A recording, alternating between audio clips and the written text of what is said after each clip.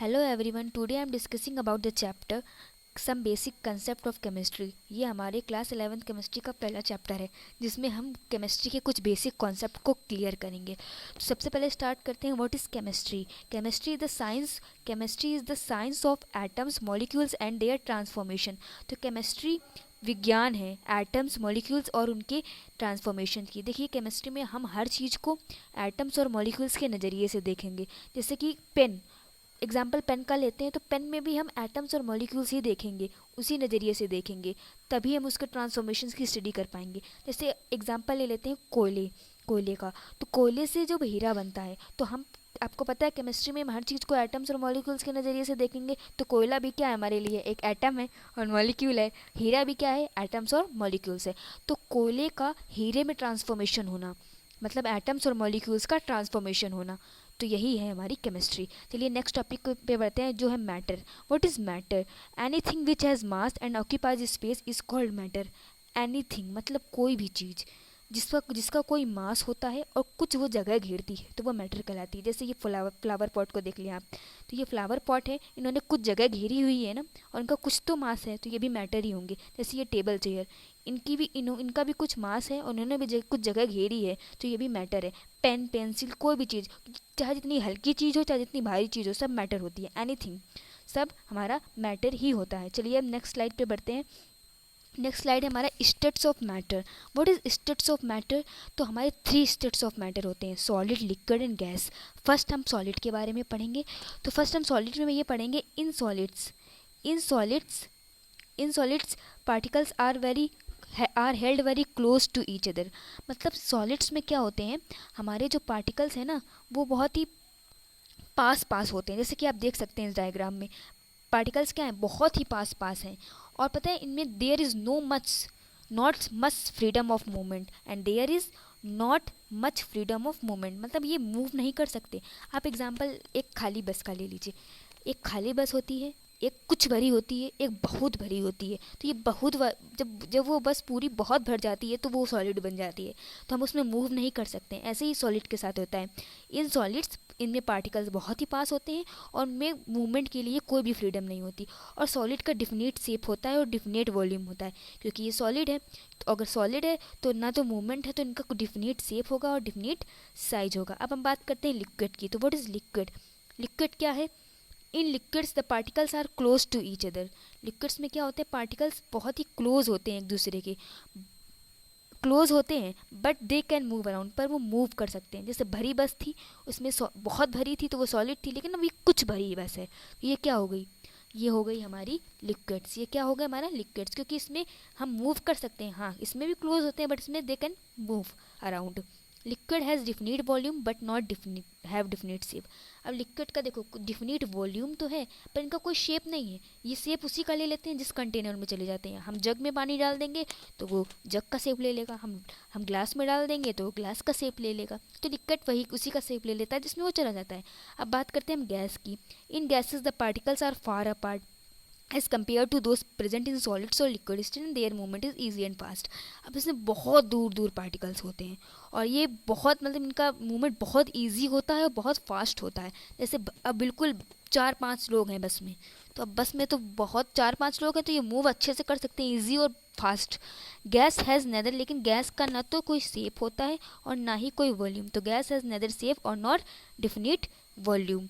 तो गैसेस के बारे में हमने पढ़ लिया। अब हम बात करते हैं क्लासिफिकेशन ऑफ मैटर। मैटर का क्लासिफिकेशन क्या होता है।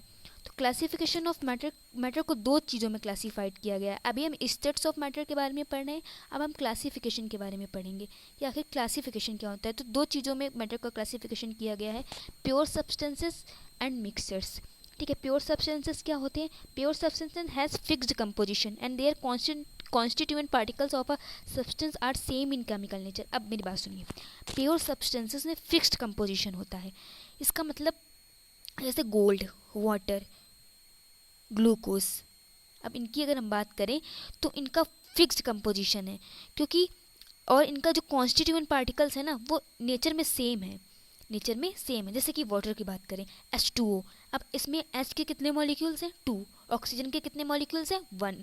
तो क्या है, इनका फिक्स्ड कंपोजिशन है, ये एक दूसरे पे मिक्स नहीं है, मिक्सचर नहीं है, तो ये इनका फिक्स्ड कंपोजिशन है और इनके जो कॉन्स्टिट्यूएंट पार्टिकल्स हैं वो नेचर में सेम है। ठीक है, अगर हम गोल्ड की बात करें तो Au गोल्ड वो सिंगल है। ठीक है, ग्लूकोज की बात करें C6H12O6, तो इसमें कार्बन के 6 मॉलिक्यूल्स हैं, 12 हमारे हाइड्रोजन के हैं और 6 हमारे ऑक्सीजन के हैं। तो ये सब हमारे क्या है, अलग अलग है, इनका कंपोजिशन सेम है कि अब हमारा ग्लूकोज है तो इसमें 6 कार्बन के ही मॉलिक्यूल्स हो सकते हैं, मिक्स नहीं होंगे। ठीक है, अब प्योर सब्सटेंसेस को भी हम क्लासीफाइड करते हैं एलिमेंट्स और कंपाउंड्स में। चलिए एलिमेंट्स और कंपाउंड्स के बारे में पढ़ते हैं। अब हम प्योर सब्सटेंसेस के क्लासिफिकेशन को पढ़ेंगे, फिर इसके बाद मिक्सचर और मिक्सचर के क्लासिफिकेशन को पढ़ेंगे। तो एलिमेंट्स क्या होते हैं, ये हमारे प्योर सब्सटेंसेस का ही क्लासिफिकेशन है एलिमेंट्स। तो अब एलिमेंट्स होते क्या हैं, particles of an element consist of only one type of atoms. तो जो एलिमेंट्स के पार्टिकल्स हैं उनमें केवल एक टाइप का एटम होता है, जैसे गोल्ड और सिल्वर।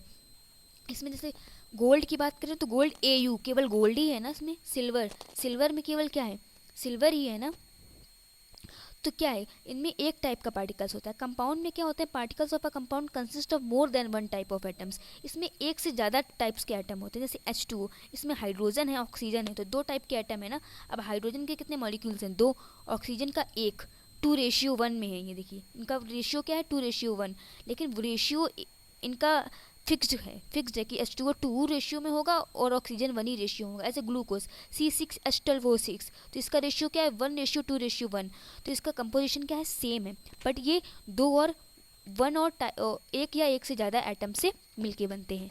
ठीक है, और एलिमेंट्स क्या होते हैं, एक ही टाइप ऑफ एटम से बनता है। Properties of a compound could be different from those of its constituent elements. Hydrogen, देखो ये ज़रूरी नहीं है कि जो कॉन्स्टिट्यूएंट्स एलिमेंट्स हैं, जैसे कि अब H2 हमारा हाइड्रोजन और ऑक्सीजन से बना है, तो इनकी प्रॉपर्टीज़, हाइड्रोजन की प्रॉपर्टीज़ भी सेम होगी, ऑक्सीजन की नहीं। देखो हाइड्रोजन और oxygen are in gas state but water is in liquid state. अब H2O मिलके क्या बनाते हैं, पानी बनाते हैं। ठीक है, तो पानी क्या हुआ, पानी हमारा लिक्विड हुआ, लेकिन अब पानी किससे बना है H2O, मतलब हाइड्रोजन और ऑक्सीजन से बना है। तो हाइड्रोजन क्या है हमारा, हाइड्रोजन और ऑक्सीजन किस फॉर्म में है, गैस फॉर्म में, और पानी लिक्विड फॉर्म में है। तो ये ज़रूरी नहीं है कि उसके कॉन्स्टिट्यूएंट पार्टिकल्स, मतलब वो जिससे बना हो उसकी वो प्रॉपर्टीज़ उससे मैच कर रही हो, ये ज़रूरी नहीं होता है। ठीक है, तो अब हम नेक्स्ट टॉपिक पर बढ़ते हैं, वो है हमारा मिक्सचर। तो मिक्सचर क्या होता है, अभी तक हम प्योर सब्सटेंसेस के बारे में स्टडी कर रहे थे, जिसमें चीज़ें प्योर थी, या तो वो एलिमेंट प्योर सब्सटेंस में, या तो वो एलिमेंट था जो एक ही टाइप ऑफ एटम से बना था, और कंपाउंड था जो दो टाइप ऑफ एटम से बना था, पर इनको कंपोजिशन क्या था, सेम फिक्स्ड था, कि तो मिक्स नहीं था। अब मिक्सचर की बात करते हैं। अब मिक्सचर कॉन्टेन्स पार्टिकल्स ऑफ 2 और more pure substances which may be present in any ratio. अब क्या होता है, उसमें फिक्स्ड रेशियो था, इसमें कोई भी रेशियो में प्रेजेंट हो सकते हैं। ठीक है, और इसमें 2 और मोर प्योर सब्सटेंसेस से मिलके ये बनता है, मतलब प्योर सब्सटेंसेस से तो बनता है, लेकिन इसमें एक या एक से ज़्यादा प्योर सब्सटेंसेस होते हैं और वो किसी भी रेशियो में हो सकते हैं।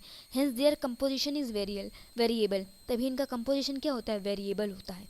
ठीक है, वेरिएबल मतलब फिक्स्ड ना होना, कांस्टेंट ना होना। जैसे हम बात करते हैं शुगर सोल्यूशन इन वाटर, अगर हम शुगर सोल्यूशन इन वाटर की बात करें, अगर हम पानी में शुगर मिलाते हैं तो क्या कंपोजिशन उनका सेम होता है, नहीं, कि हमें इतनी एज शुगर मिलानी है, कितनी शुगर है, ये नहीं। एयर, टी, चाय बनाते हैं तो उसमें सब कुछ मिक्स कर देते हैं ना, कंपोजिशन उनका सेम नहीं होता। ये सब क्या है, मिक्सचर। अब मिक्सचर को भी 2 टाइप्स में डिवाइड किया गया है, होमोजीनियस और heterogeneous. What is homogeneous and heterogeneous, अब पढ़ते हैं। होमोजीनियस मिक्सचर्स क्या होते हैं, homogeneous mixtures are mixtures which composition is uniformly throughout. Homogeneous mixture का कंपोजिशन जो होता है वो क्या होता है, यूनिफॉर्मली थ्रू आउट होता है, मतलब पूरी तरीके से मिक्स होता है। ठीक है, particles can not be separated easily, हम पार्टिकल्स को ईजिली अलग नहीं कर सकते हैं। जैसे शुगर सोल्यूशन इन वाटर, अगर हम शुगर सोल्यूशन की बात करें वाटर में, तो हम अगर मिक्स कर देंगे तो क्या ईजिली हम उनको हटा सकते हैं, नहीं। And salt solution in water, अगर पानी में अगर हम नमक मिला दें तो क्या हम ईजिली हटा सकते हैं, नहीं। तो ये क्या है, इनका कंपोजिशन मिक्स हो जाता है। अगर हम चीनी डाल दें पानी में, इसके बाद क्या हो जाता है, वो हमें बिल्कुल दिखने लगती है ना, हमें चीनी दिखाई नहीं देती, वो घुल जाती है उसी में। तो इनका कंपोजिशन क्या होता है, यूनिफॉर्मली थ्रू आउट होता है। अब हेट्रोजीनियस मिक्सचर की बात करें तो in heterogeneous mixture composition is not uniformly throughout. Heterogeneous mixture में जो कंपोजिशन है ना वो यूनिफॉर्मली थ्रू आउट नहीं होता, मतलब पूरी तरीके मिक्स नहीं होता। जैसे मड एंड वाटर, अगर हम ले लें मिट्टी और पानी का कंपोजिशन, तो क्या मिक्स हो जाएगा पूरी तरीके? नहीं। Mixture of salt and sugar, चीनी और नमक का, मिक्स हो जाएगा? नहीं। इसमें पार्टिकल्स को हम सेपरेट ईजिली सेपरेट अलग कर सकते हैं। Particle separated by some physical methods such as land hand picking, filtration, crystallization, distillation. Particles हम कुछ फिजिकल मेथड के द्वारा इसमें हम इजीली सेपरेट कर सकते हैं, अलग कर सकते हैं। जैसे हैंड पिकिंग, हम चावल बीनते हैं तो ये क्या है? Hand picking. फिल्ट्रेशन, जैसे इसमें ये देखिए डायग्राम में ये फिल्ट्रेशन कर रहा है। जब हम मड और पानी का सॉल्यूशन बनाते हैं तो फिल्ट्रेशन के द्वारा हम इसको अलग कर सकते हैं, मड को अलग कर सकते हैं और पानी को अलग कर सकते हैं, ठीक है। क्रिस्टलाइजेशन, डिस्टिलेशन, ये कुछ मेथड्स हैं जिसके द्वारा हम हेट्रोजीनियस मिक्सचर्स में पार्टिकल्स को अलग कर सकते हैं, बट होमोजीनियस मिक्सचर में पार्टिकल्स ईजिली अलग नहीं होते हैं। नेक्स्ट हम बात करते हैं, अपने टॉपिक पे आते हैं, और टॉपिक है properties of matter and there measurement. अब हम प्रॉपर्टीज़ ऑफ मैटर के बारे में पढ़ेंगे और उनके मेजरमेंट के बारे में पढ़ेंगे। तो क्या है प्रॉपर्टीज़ ऑफ मैटर, उनके बारे में पढ़ते हैं, और उनके मेजरमेंट के बारे में। तो there are two types of properties, physical properties and chemical properties. अब फिजिकल प्रॉपर्टीज़ का वर्क क्या होता है? फिजिकल प्रॉपर्टीज़ में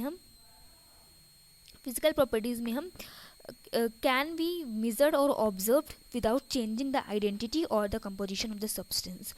हम फिजिकल प्रॉपर्टीज़ में क्या कर सकते हैं? हम बिना किसी चीज़ को मतलब मेज़र करके, बिना किसी चीज़, कैन बी मेजर्ड, हम उसको मेज़र कर सकते हैं। अच्छा, फिजिकल प्रॉपर्टीज़ को मेज़र कर सकते हैं। और ऑब्जर्व करते हैं विदाउट चेंजिंग द आइडेंटिटी, बिना उसकी आइडेंटिटी को चेंज किए, और द कंपोजिशन, और उसके बिना कंपोजिशन को चेंज किए हम उसको मेज़र कर सकते हैं। जैसे कि हम बात करें कलर को क्या हम चेंज करते हैं तभी हमको पता चलता है। हमने कलर देखा तो हम बता दिए ये कलर है, ठीक है। स्मेल है ये, ठीक है। हमने इसको आइडेंटिटी इसकी नहीं चेंज की। Physical properties does not required occurrence of a chemical change.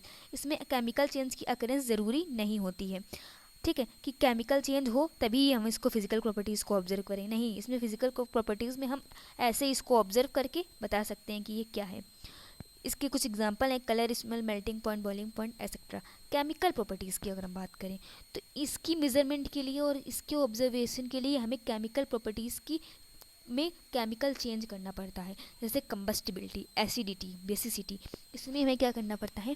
Chemical change, तभी हम इसको ऑब्जर्व कर सकते हैं। चलिए फिजिकल प्रॉपर्टीज़ के बारे में और थोड़ा पढ़ते हैं। देखो, फिजिकल प्रॉपर्टीज़ दो प्रकार की होती हैं, qualitative properties, quantitative properties. Qualitative properties को हम ऑब्जर्व करते हैं बट डिफ़िकल्टी से मेजर कर सकते हैं, जैसे मेलिबिलिटी, डक्टिबिलिटी, लस्टर, स्मेल, ठीक है। अब ये देखिए यहाँ पे एक एग्जाम्पल है, इसमें हम डक्टिलिटी, ये मेलिबिलिटी डक्टिलिटी का एग्जांपल है, जिसमें से हम क्या कर रहे हैं कि एक जैसे कॉपर ले लिया हमने, गोल्ड ले लिया, उसको हथौड़े से मार के उसको कितना वो मेलिएबल है, कितना वो डक्टाइल है, वो पता कर रहे हैं। तो इसमें क्या होता है कि हम ये कर तो सकते हैं बट इसको मेज़र नहीं कर सकते। ऑब्जर्व कर रहे हैं हम इसको, लेकिन हम इसको मेज़र नहीं कर सकते। स्मेल को हम मेज़र नहीं कर सकते, कितना शाइन है, लश्चर है, हम इसको मेज़र नहीं कर सकते। हम इसको सिर्फ ऑब्जर्व कर सकते हैं, इसको डिफ़िकल्टी होती है मेज़र करने में। क्वांटिटेटिव प्रॉपर्टीज़ की बात करें तो ये ईजी टू मेज़र, जैसे लेंथ, वॉल्यूम, हाइट, टेम्परेचर, इनको हम ईजिली मेज़र कर सकते हैं स्केल की मदद से। यही हमारी फिजिकल प्रॉपर्टीज़ के अंदर ये भी हमारी आती हैं। अब चलते हैं, हम नेक्स्ट टॉपिक पे चलते हैं, वो है हमारा system of unit, SI system. देखो, any quantitative observation or measurement is represented by a number followed by unit in which it is measured। देखो, कोई भी क्वांटिटेटिव ऑब्जर्वेशन हो, अभी हमने क्वांटिटेटिव क्या है ये पढ़ा था, अभी नेक्स्ट स्लाइड में हमने पढ़ा है क्वांटिटेटिव वो प्रॉपर्टीज़ वो होती है जिसको मेज़र कर सकते हैं। अब हमें मेज़र करना है तो हम क्या करेंगे? हमें एक नंबर चाहिए होगा कि नहीं होगा। अब नंबर के साथ साथ हमें एक यूनिट भी चाहिए होगी। अगर हमसे कह दिया जाए 2 चावल ले आओ, तो क्या हम 2 चावल ले आएंगे? ठीक है, हमें 2 किलोग्राम या ऐसे कुछ बताया जाएगा तो हाँ तभी तो हम ला पाएंगे। तो हमें नंबर भी चाहिए, यूनिट, ये ग्राम, किलोग्राम, ये हमारी यूनिट है, ये भी हमको ज़रूरी होती है, तभी हम क्वांटिटेटिव मेजरमेंट कर सकते हैं। तो हमें कोई भी क्वांटिटेटिव ऑब्जर्वेशन के लिए, मेजरमेंट के लिए क्या चाहिए? एक नंबर तो चाहिए। इसके साथ साथ हमें फॉलोड बाय यूनिट भी चाहिए उसके मेजरमेंट के लिए। Before we have different units, हमारे for different countries that's we पहले हमारे पास क्या था कि हमारे पास कई सारी यूनिट्स तो थी हमारे पास, लेकिन वो डिफरेंट कंट्री में डिफरेंट यूज़ होती थी। That's why we need to one system, तभी हमें किसकी ज़रूरत पड़ी? एक सिस्टम ऑफ यूनिट्स की ज़रूरत पड़ी जो all over the world use हो, ठीक है। The international system of units, उसको क्या कहा गया? International system of units are established हुआ which used in all over the world, जो पूरे विश्व में यूज़ होता है, ठीक है, ये वर्ड है, ये वर्ड नहीं है। The international system of units abbreviated S S I system. तो इंटरनेशनल सिस्टम यूनिट को हम शॉर्ट फॉर्म में क्या कहते हैं, एस आई सिस्टम। और इसको ये फ्रेंच का एक वर्ड है, इसलिए इसको फ्रेंच में बोलते हैं ले सिस्टम में इंटरनेशनल डी यूनिट्स। ठीक है, तो अब चलो हम नेक्स्ट टॉपिक पर चलते हैं, एस आई सिस्टम के बारे में और जानते हैं जो all over the world use होती हैं। तो देखो एस आई सिस्टम में 7 बेस और फंडामेंटल यूनिट्स होती हैं। एसआई सिस्टम में हमारी कितनी यूनिट्स होती हैं, 7 बेस और 7 फंडामेंटल यूनिट्स होती हैं। The physical quantities which do not depend on any other physical quantities for the measurement are called base और फंडामेंटल क्वांटिटी यूनिट्स। वो फिजिकल क्वांटिटीज़ जो अपने मेजरमेंट के लिए, ठीक है, किसी और क्वांटिटी पे डिपेंड नहीं होती, उसको हम फंडामेंटल क्वांटिटीज़, वो इसको हम फंडामेंटल क्वांटिटीज़ भी बोल सकते हैं, या फंडामेंटल यूनिट्स या फिर बेस यूनिट्स दोनों बोल सकते हैं। एसआई सिस्टम में केवल 7 ही बेस यूनिट्स हैं, जैसे कि आप यहाँ देख सकते हैं, length, mass, time, electric current, thermodynamics, temperature, amount of substance, luminous intensity. ठीक है, यही हमारी फिजिकल क्वांटिटी या बेस यूनिट्स हैं और इन्हीं के लिए ये सिंबल है। देखिए लेंथ, जब हम किसी की लेंथ मेज़र करते हैं तो हम उसको मीटर में मेज़र करते हैं ना, तो लेंथ की एसआई यूनिट क्या हुई, मीटर। हम मास मेज़र करते हैं तो उसको किलोग्राम में मेज़र करते हैं ना, तो इसकी एसआई यूनिट क्या हुई, किलोग्राम। टाइम को हम सेकंड में मेज़र करते हैं ना, इलेक्ट्रिक करंट को हम एम्पियर में मेज़र करते हैं, थर्मोडायनेमिक टेम्परेचर को केल्विन में, अमाउंट्स ऑफ सब्सटेंस को मोल में, लुमिनस इंटेंसिटी को कैंडेला में। ठीक है, तो फिजिकल क्वांटिटीज़ की 7 बेस यूनिट्स हैं जो किसी और पे डिपेंड नहीं होती है, किसी चीज़ से बनी नहीं होती है, तभी इनको फंडामेंटल यूनिट या बेस यूनिट कहा गया है। ये पूरे all over the world use कर होती हैं, ये 7 ही होती हैं। ठीक है, अब हम बात करते हैं ड्राइव्ड यूनिट्स की। अभी ड्राइव्ड यूनिट्स क्या होती है, फंडामेंटल यूनिट हमारी और बेस यूनिट्स जो होती हैं वो जो किसी पे डिपेंड नहीं होती, लेकिन ड्राइव्ड यूनिट्स वो होती हैं जो किसी पे डिपेंड होती हैं। The quantities which depend on fundamental quantities. अब ये किस पे डिपेंड होती है, फंडामेंटल क्वांटिटीज़ के बाद जो अभी हमने 7 पढ़ी हैं ये उन्हीं पे डिपेंड होती हैं। अपने मेजरमेंट के लिए उन्हीं को हम ड्राइव्ड क्वांटिटीज़ बोलते हैं। जैसे एरिया का फॉर्मूला क्या होता है, लेंथ इंटू ब्रेथ, LB। तो अब लेंथ क्या है, लेंथ क्या है, L। ये हमारी फंडामेंटल क्वांटिटीज़ है ना, L, ये देखिए L। तो अब फंडामेंटल क्वांटिटीज़ पे कौन डिपेंडेंट है, ड्राइव्ड क्वांटिटीज़, L। अब ब्रेथ को भी हम L से ही डिनोट करते हैं। तो ये अब उनकी यूनिट क्या थी, हमारी लेंथ की यूनिट क्या थी, मीटर। क्या थी, मीटर। लेंथ की यूनिट हमारी क्या थी, मीटर। तो हमारी लेंथ की यूनिट क्या हो गई, मीटर। ये देखिए मीटर, तो ये क्या हो गया, मीटर स्क्वायर।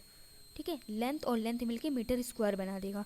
जैसे वॉल्यूम की बात करें तो वॉल्यूम का फॉर्मूला होता है length into breadth into height. Breadth को भी हम मीटर में मेजर करते हैं, लेंथ में मतलब, और हाइट को भी हम लेंथ ही में हाइट आती है। ठीक है, तो ये हमारी एम मिलके क्या बना दिया इन्होंने, मीटर क्यूब। तो ये क्या है, किससे बनी है, फंडामेंटल क्वांटिटीज़ की। अब हम बात करें वेलोसिटी होता है डिस्प्लेसमेंट अपॉन पे टाइम।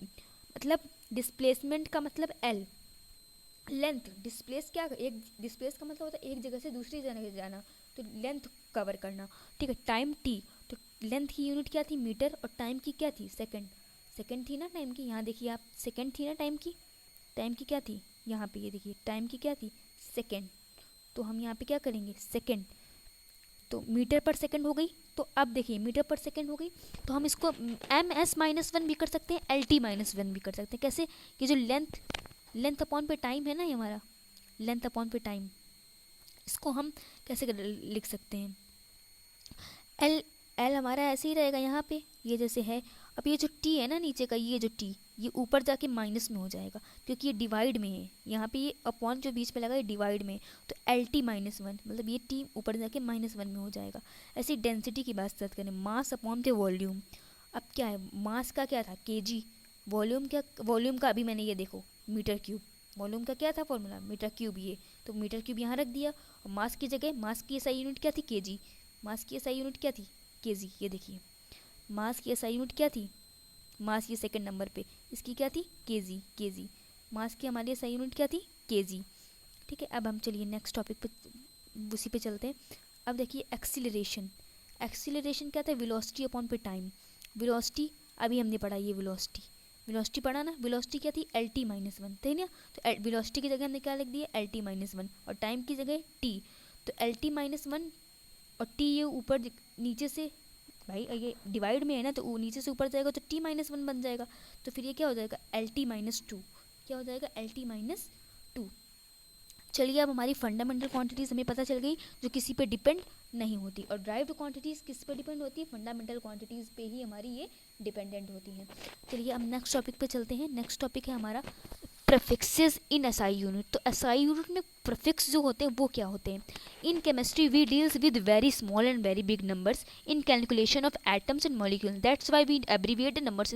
हम केमिस्ट्री में बहुत ही छोटे और बहुत ही बड़े नंबर्स को यूज़ में कैलकुलेशन में, जैसे एटम्स हैं, एटम्स मॉलिक्यूल्स क्या होते हैं, बहुत ज़्यादा नंबर्स होते हैं ना, इसमें वेरी बिग नंबर्स हो जाते हैं, वेरी लार्ज नंबर्स हो जाते हैं, तो हमें कैलकुलेशन करने में प्रॉब्लम आती है, तभी हम इनको 10 की पावर्स में लिखते हैं। किसकी पावर्स में लिखते हैं? 10 की पावर्स में।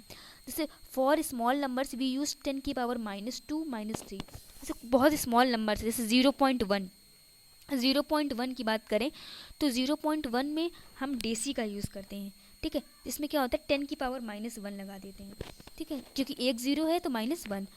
अब 0.01 इसमें कितने ज़ीरो हैं? 2, तो 10 की पावर -2, इसको हम सेंटी से रिप्रेजेंट कर देते हैं। 0.001 ये स्मॉल नंबर्स के लिए बता रहे हैं, तो इसमें क्या है, 3 ज़ीरो हैं, तो उनको 10 की पावर -3 में लिखेंगे और इसको सेंटी बोलते हैं। अब बिग नंबर्स के लिए हम माइनस नहीं लगाते, हम प्लस की पावर लगाते हैं। जैसे 1000 इसको हम किलो बोलते हैं ना, तो किलो में देखिए कितने ज़ीरो हैं, 3।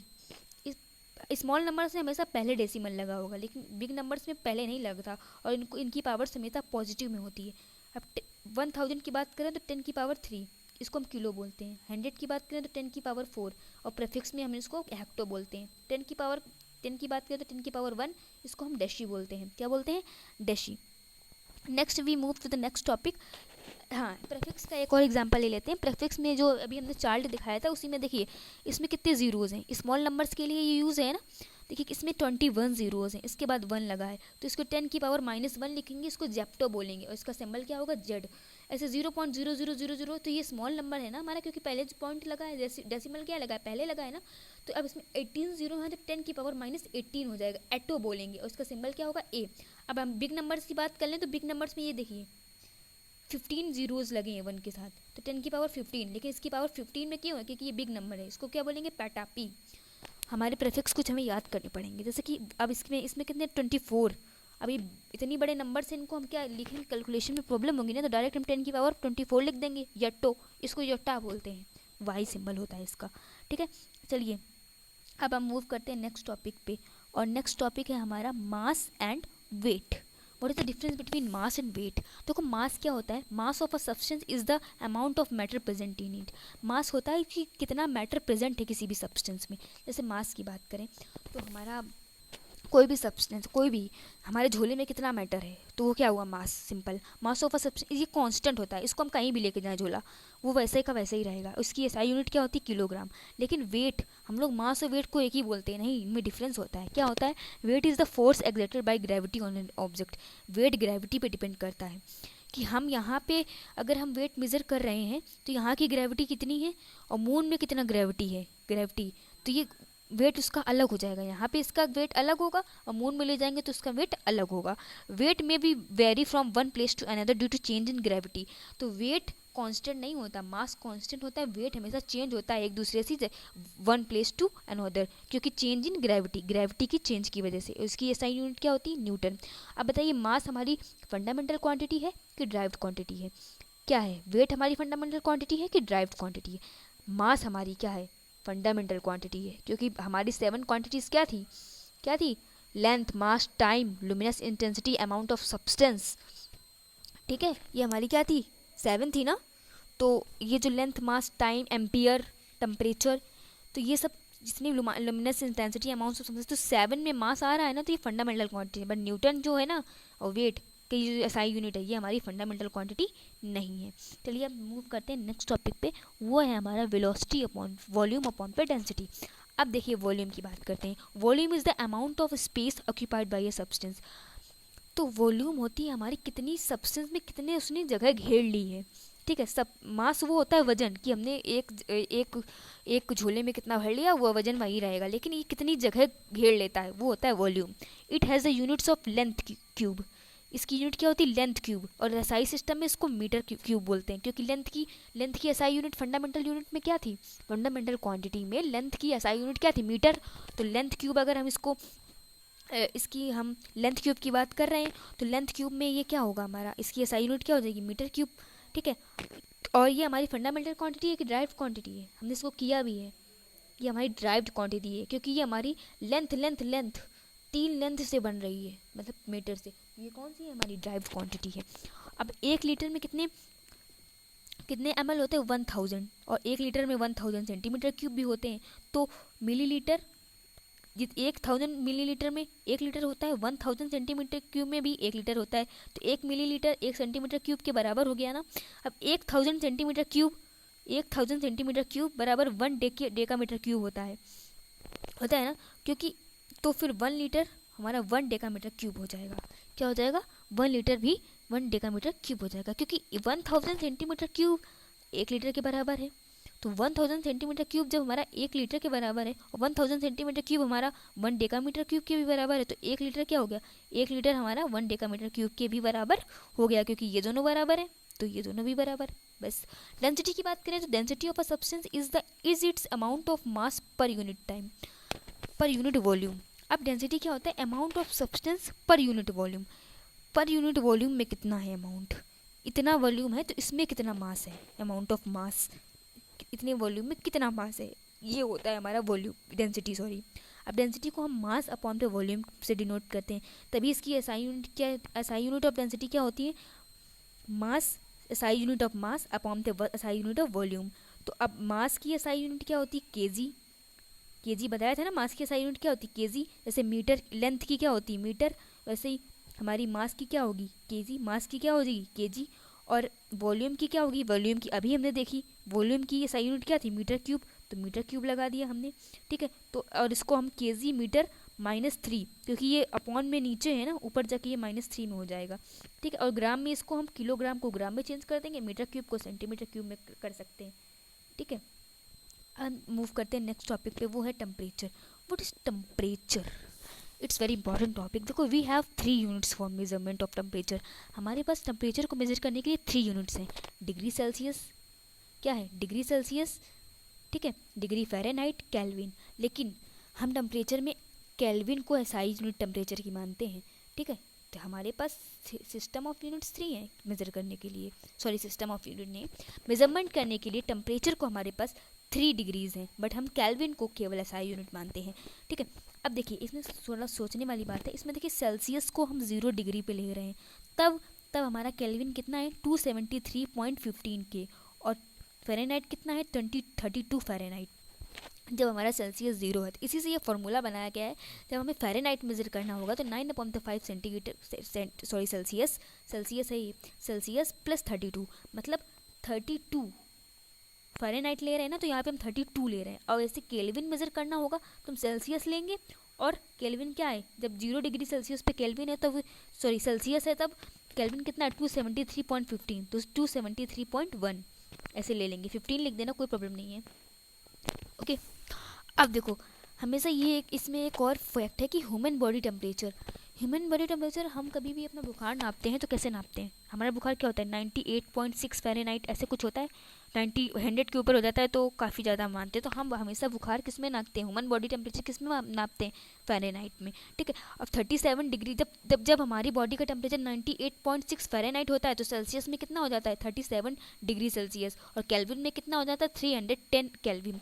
तो मतलब कभी भी कोई पूछे कि हमारा 100 डिग्री सेल्सियस है, तो अगर 100 डिग्री सेल्सियस हो जाएगा ना तो आदमी उबल जाएगा, क्योंकि जब 98.6 फ़ारेनहाइट पे 37 डिग्री सेल्सियस है, ठीक है, तभी कोई कहता है कि हमारे यहाँ लोग आए थे, उन्होंने बोला था कि सेल्सियस पे टेम्परेचर होता है, मतलब हमारी बॉडी टेम्परेचर 98.6 सेल्सियस है, तो मैंने कहा उसमें तो लोग उबल जाएंगे, ठीक है, जब हमारा हमेशा टेम्परेचर 98 फ़ारेनहाइट में ही क्या कहता है मेज़र किया जाता है, ठीक है। अब चलिए एक क्वेश्चन कर लेते हैं इसी पे, convert 15 degree Celsius two degree Fahrenheit. अब अभी हमने फ़ारेनहाइट का फॉर्मूला पढ़ा था कि अगर हमें फ़ारेनहाइट में लाना है किसी भी डिग्री को तो हम किसका फॉर्मूला करेंगे। देखिए अभी हमने पढ़ा है ये फ़ारेनहाइट, अगर हमें कन्वर्ट करना है फ़ारेनहाइट में तो हम ये लगाएंगे, और केल्विन में कन्वर्ट करना है तो हम ये यूज़ करेंगे। तो देखिए इसमें हमें फ़ारेनहाइट में कन्वर्ट करना है डिग्री सेल्सियस को, ठीक है, तो हम ये फार्मूला लगाते हैं, ये हमारा 5 नीचे आ जाएगा, 6 सेल्सियस 50 डिग्री सेल्सियस दिया हुआ है तो सेल्सियस की जगह 15 आ जाएगा, 15 है सॉरी 50 नहीं 15 आ जाएगा, प्लस 32, फार्मूले में ही 32 है, 9/5, अब 5 बन जा 5, 5 3 जा 15, 9 3 27, 9 3 क्या हो जाएगा 27, और ये प्लस 32 तो 59 डिग्री फ़ारेनहाइट, 59 डिग्री फ़ारेनहाइट। ठीक है, तो ये हमारी आज तक की वीडियो रही। अगली वीडियो में हम आगे लेसन कैरी ऑन करेंगे। Thank you, like and subscribe my channel.